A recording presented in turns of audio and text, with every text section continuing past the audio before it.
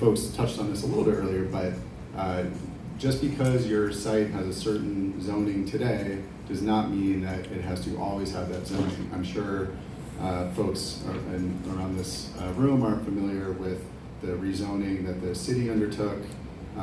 So that was a master plan rezoning for an area, but also you can go and request that the city planning commission and the city council change the zoning for your particular piece of land.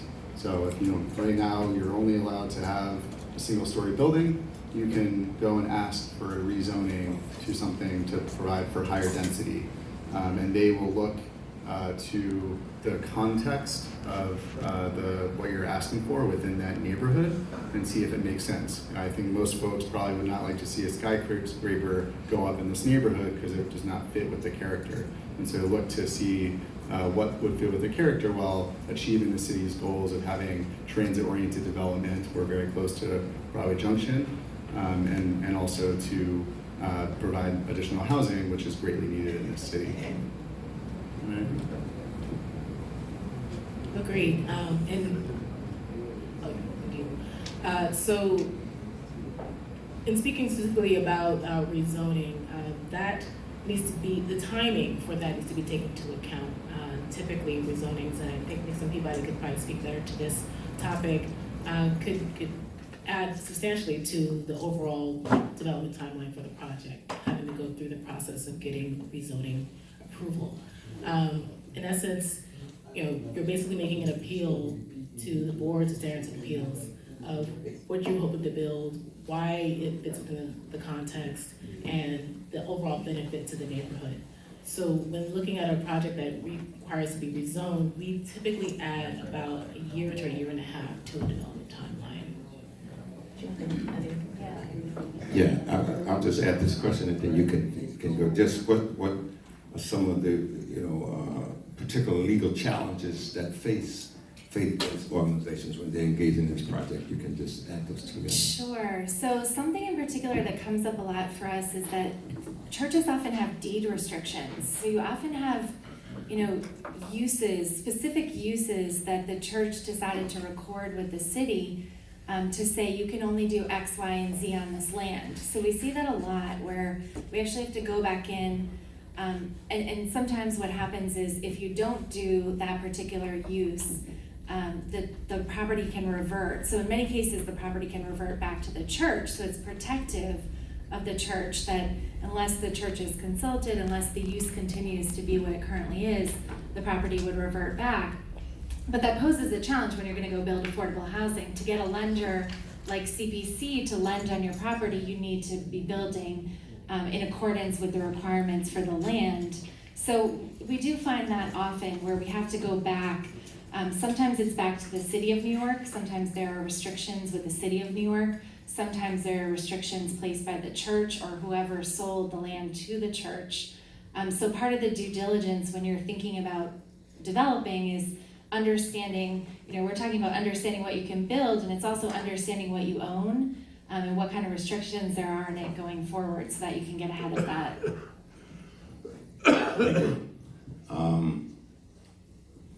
What are some of the financing programs that the city offers HPD, and also could you join them with that, Lawrence?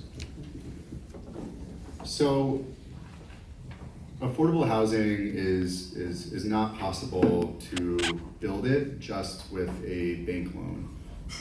It costs around $500,000 per affordable unit for the all-in cost to get it built. But typically, if you just go to a bank, you're only going to be able to get a small portion of that. So there are various subsidies that are needed from the city, from HPD, as well as from our sister agency or from New York State. We have different types of programs, as I was talking about earlier, that target different types of affordable housing. Some of it will be just, again, for we call them normal population low-income households, folks that just need an affordable unit that's appropriate for their income level. But there are other specific populations, like both senior citizens as well as folks that need supportive services. from of various sorts. And those often come with a nonprofit organization that will give supportive services to that population in the building. And so all the various types of housing have different, we call them term sheets, different programs with different term sheets that offer different amounts of money, different types of rental subsidies, and the like to get them built. So it's often not just one agency that's providing the financing. It's usually two or more governmental agencies that are providing financing in addition to some private investment as well. So, just in a real simplistic description, as Jeremy indicated, it is a collaboration, a partnership between both public, city, state, subsidy, private, bank financing, and then equity, okay? So there's three sources of financing that goes into a project. If the bank is going to lend no more than 70% of the cost, so say it costs $100 to build something, the bank is going to lend you $70. Where does the other $30 come from? Well, a portion of it can come from subsidy, and then a portion comes from equity that is put into the deal. Where does this equity come from? Oftentimes it comes from your development partner who is contributing that equity in return for some type of return on their investment. And so that's kind of very simple. So I want to jump in there because the formulation of sort of the whole capitalization of the project, meaning, all the money that it costs to get the project going. So it's building it, of course. It's also paying you. Most likely, it's borrowed money, right? So that's something that where you are, you might have, your interests and your development partner, the developer, aren't always aligned. I mean, clearly the more upfront cash the church wants, the more stress on the project. So you can't ask for something that the project can't afford, right? But then again, at the other extreme, you can't take nothing but future earnings and have all of the borrowed money spent on building the project, but never the acquisition of the property. So it's suggested that you donate your property to the joint venture. However, you would want some good counsel as to how you could structure it such that you do get some upfront money, part of the development fee, other ways to secure your payment in this whole capitalization structure that's being developed. Thank you, Linda. Here's a question. What are other options of financing affordable housing when the church's footprint is not large enough for HPD or HDC financing? Sorry, can you totally understand the question? Can you repeat it again? Okay, so they don't have enough, I suppose, FAR to meet the specifications for you to fund a project. They're not large enough. And this kind of goes back to what we were talking about before, that if the site doesn't have particularly dense zoning, so you want to build something larger than what's permittable, you'd have to go and ask for rezoning and go through what's called the ULURP process. And we were talking about that a little bit before, that you would need to get support of your local elected official, the city council member, your community board, the city planning commission, and ultimately there would be a vote by the city council to enable the zoning to increase. And so, typically a project would need to be financeable, would need about at least 30 apartments. More typically, we see projects that are, I'd say, average of around 150 units, with most of them being between 100 and 250. So a 30-unit project would be small, not impossible to do by any means, but that would definitely be on the smaller end of projects that work within our programs. So we, in the case of smaller projects, we then look to what's referred to as 9% LIHTC, or low-income housing tax credit. This is a competitive process to get equity that would allow to build smaller projects. So for example, Apex is completing a project in the Bronx that is 25 units for low-income individuals and homeless veterans. We secured a 9% LIHTC allocation. We also received NCP subsidy from HPD, and we had a private loan. So that's how we were able to finance that small deal. Great. What are some of the challenges of designing community facility and housing together? Architect. So I think that Let me just reiterate. Explain a little. That means the housing plus other space that the church would use. That's not residential.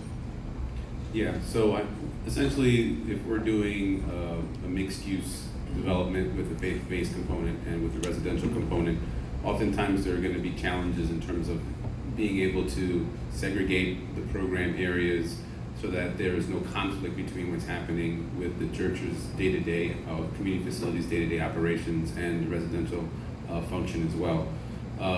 Most of the affordable housing is going to have some type of community space within it, but that's community space that's really dedicated towards the development itself. The community facility space that the church is going to have is going to obviously require its own separate egress, its own separate entrances, it's going to require parking. So there's going to be like a lot of preliminary planning that's going to be required to make sure that the programming and the planning of the spaces maintain their independence.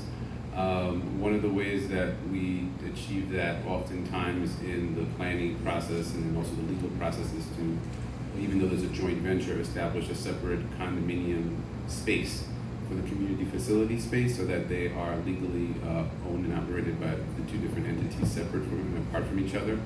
And that allows, I think, a certain amount of flexibility and independence for the faith-based organization that's the development partner. So in some instances, depending on the deal, most likely the faith-based organizations want to stay within on this on-site, but there's also the possibility of relocating either temporarily off-site as part of the deal that you structure with a development partner. So, because sometimes it's not even possible to be able to maintain your facility on-site if you don't have enough of a larger enough footprint during the construction process. So that becomes another kind of like a logistical challenge. And then you'd have to decide whether you want to move back into a brand new space, or if it's your space, in the case of other projects that we're working on, one of our clients is blessed to have like two sites. They have a site with a church on it, and they have a site which they developed affordable housing on it. And then that space then becomes a space that becomes a community space and then can be leased independently. And then the revenue from that independently leased space can then become additional revenue to the church.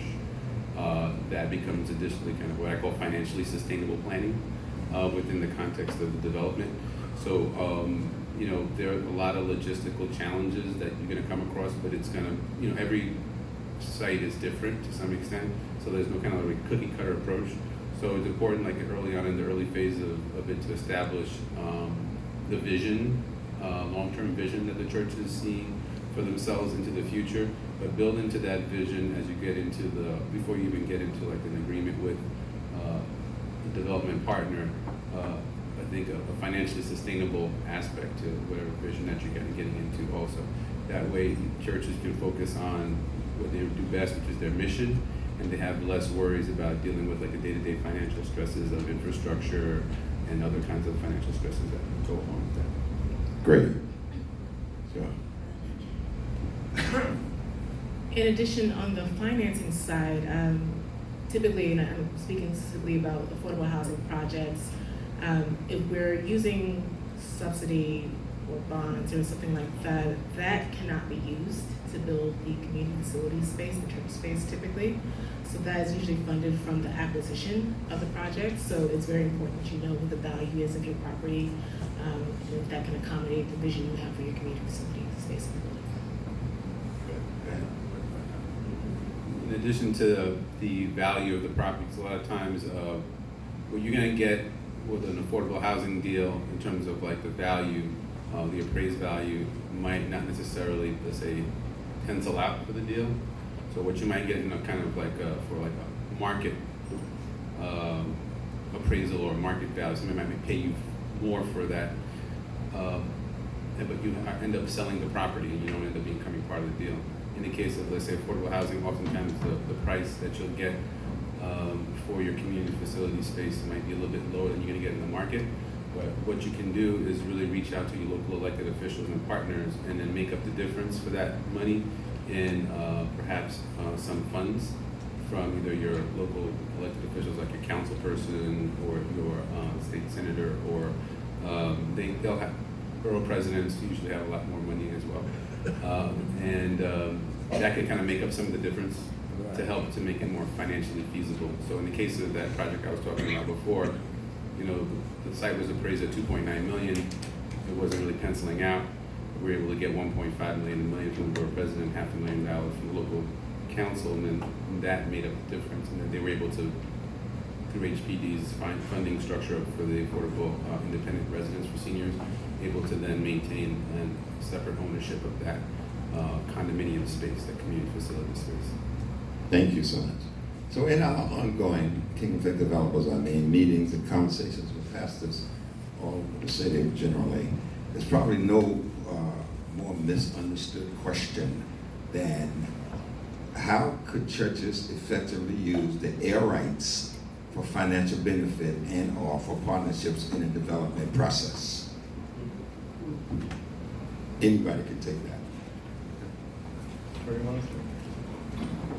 Well, I'll start. We get a fair amount of petitions, which are the applications for approval, where there's air rights involved. There's usually two ways. Obviously, the first is what we've talked about, is that the unused air rights that you have on your property right now. It's called development rights, air rights. It simply means that you can build a larger building on it, the property, as of right, which means that you are entitled to do it right now, and you haven't. So that goes back to that appraisal, what was called a full FAR. That means that they've looked at your property and imagined a three-dimensional building on it, not the church property that you have now, which typically, not always, but typically is underutilizing all the square footage that's available. So that's the use of your unused air rights on your property for development. And then you can also sell your air rights. That is a much more limited option. You can only sell to a contiguous property, meaning your next door neighbor. Could you emphasize that one? It's only your next door neighbor, yes. Or if your property is landmarked, it's not across town, it's only next door to you. If your property is landmarked, I think the zoning allows across the street. It's a little more flexible, but it's very limited. And therefore, the price of air rights, just selling air rights, not your property, but the unused air rights, are going to be discounted to the square foot value of the actual land, because it's so limited that you can only sell it to your next door neighbor. And then you have to remember, you don't have it anymore. So the value of the property that you're retaining is obviously less valued. So that's something that has to be carefully thought about and planned before it's done.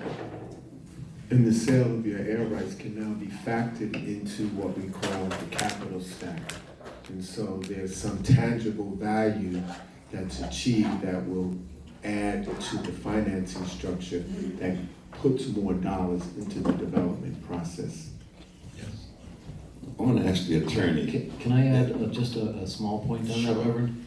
Because title insurers do often play a role in the transfer of development rights, because there are some necessary documents that need to be created and recorded against the properties to put the world on notice that the air rights have been transferred from one parcel to an adjacent parcel, or however they're being used. And so that's one of the roles that we do play in preparation of some of those documents and making sure everything gets recorded and that the transfers are properly documented. Okay, thank you. I want to ask the attorney again. What are the benefits of partnering with another developer to undertake a project, and what are the drawbacks? Sure, so there's definitely the balance of risk and reward. I represent both. I represent the for-profit developers, as I mentioned, and the churches. So often on these transactions, someone has to provide a guarantee for the financing. So someone has to say, I have a sufficient balance sheet that you can lend to me or you can provide equity to me. That's the number one factor that I see in the joint venture, is that often the church might not have that balance sheet. Often they also don't have the experience developing affordable housing. It might be a new venture. So the partnership is often for that purpose. It's for someone else's balance sheet, and also someone else's expertise in this area. I mean, as you've already heard, it's so specialized, right? We can start throwing out all the acronyms. It just gets so far in the weeds where it's really helpful to have a development partner who understands those processes. So those are the positive reasons. Obviously, the developer is coming into the situation because perhaps they don't have land, so you might have land, or perhaps they don't have, they just don't have the ability to put together the deal without you. So you might have, and this is part of what I think is really important if you're going into a joint venture, is for you to inventory all your strengths. You may have the land, you may have the political relationships, you may have the community support. There are all kinds of things that you should start valuing. They're not all monetary, but they're huge to bring to the table in a transaction. As you've heard already mentioned as well, if you're gonna get subsidy financing from your borough president, you have to have a relationship with the borough president, and then you have to have a relationship with your council member. Those are all things that churches are bringing to the table. Between your leadership, between your members, you're covering those bases for political support. So that's incredibly valuable. And I think that's really beneficial to take that inventory of what am I bringing to the table, and they might bring in some upfront money. But I would say most affordable housing transactions are done with other people's money. It's all borrowing money, as was mentioned. So there's actually not a lot of developers bringing a lot of their own equity up front to the table. They're often getting that from another source. So really understanding what you're bringing and what they're bringing, I think that's the key. Yes. Sure. So I think it's also very important for you to understand the developer's balance sheet or their financial situation. The reason being, if they can't get financing, if they can't get loans, the project won't be built. So something that we really look for is a deal that's structured such that the church is not conveying title to its property until the developer has gotten financing. So you know that they have enough money to build the project, right? Because you don't want to transfer your property and then they're out there trying to put together this capitalization stack of borrowed money, of equity, subsidized money. So that's something to keep in mind. So we've decided to get a development partner and to proceed. So to the developer, how long is this construction process, and what are some of the considerations during construction? Before even, and I'll pass it up to Giovanna to talk about the construction process, but one thing I want to emphasize is that this is not a fast process. Even if you don't have to go through a rezoning for your site, from the moment you decide that you're interested in doing something, to get through all the due diligence and everything that's needed to get to a closing, and also because the city and the state all have limited resources, and so we can only fund so many projects in a given year. And so it can be some number of years before you even get to the point of closing on the financing and starting construction. So I'll let Giovanna talk about the construction process, but I just wanted to make that point. Okay. Yes, definitely, that's true. I would also say that during this time when you're doing your underwriting and talking to banks and things like that, you're also doing due diligence on your site. So we're doing surveys, we're doing borings, we're seeing what kind of land that your property has, what we're sitting on. So if we are like drilling there, if we're gonna put a foundation there, we wanna know, what kind of soil we're sitting on. So we're doing that type of survey. The construction process, it depends. It depends on the size of the project that we're creating. So it depends if we need to get certain permits, if we are working with your neighbors and they have an encroachment on the property. I have to get a license agreement with them. That could be a negotiation. So there's a lot of different factors that affect the timing of building, constructing a housing project. So I won't give you like a range, oh, it's gonna take 2 years. You know, there's a lot of variables that can affect the timing of how long it takes to get built. If I can just,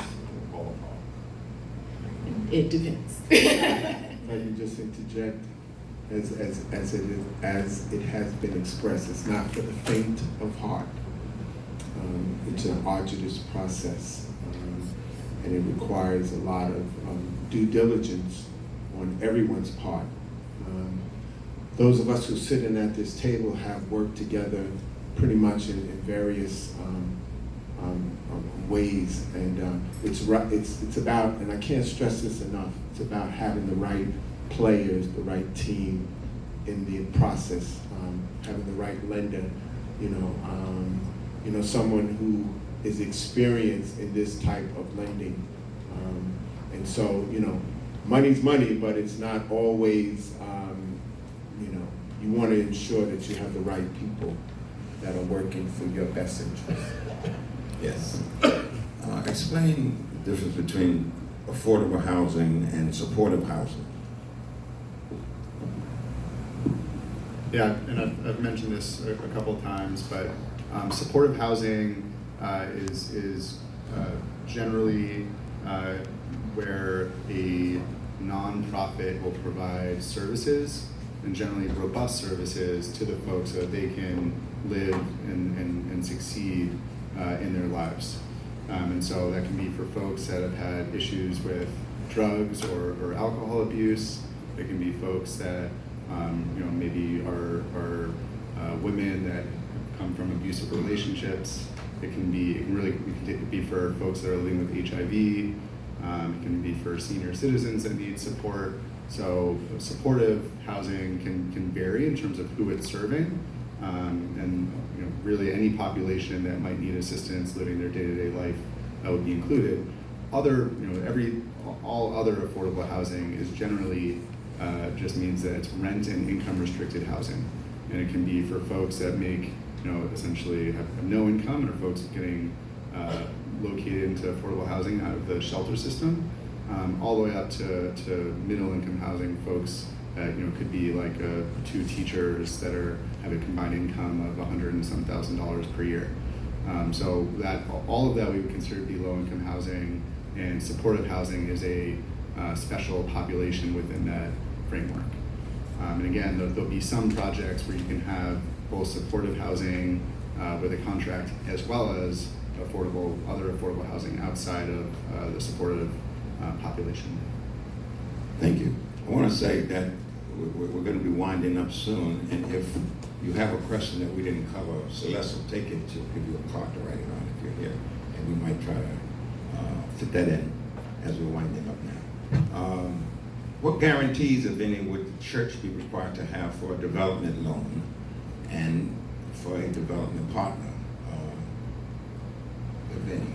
So we've talked about, the capital structure, the financing structure, the roles that each individual plays. Guarantees are typically